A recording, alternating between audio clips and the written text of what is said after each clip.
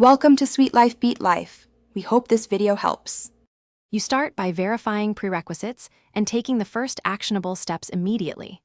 Confirm the speaker or headset is powered and paired, then set it as the default playback device in sound settings so Windows routes audio correctly.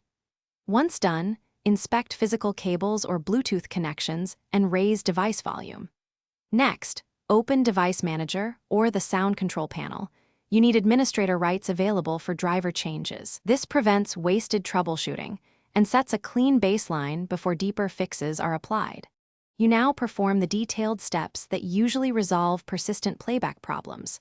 First, update the audio driver from Device Manager or the manufacturer package. If a new driver broke sound, roll back to the prior version. Then disable audio enhancements and set the sample rate and bit depth to match the device in advanced properties, because mismatches cause dropouts.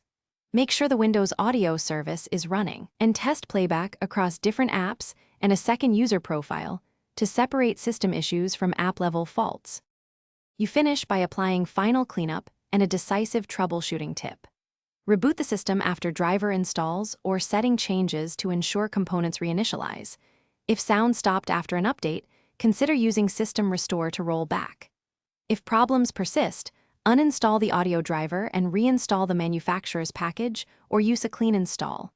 Testing with an alternate speaker, headset, or USB sound adapter helps isolate hardware. One key tip: check for mute conflicts and disable exclusive mode, because exclusive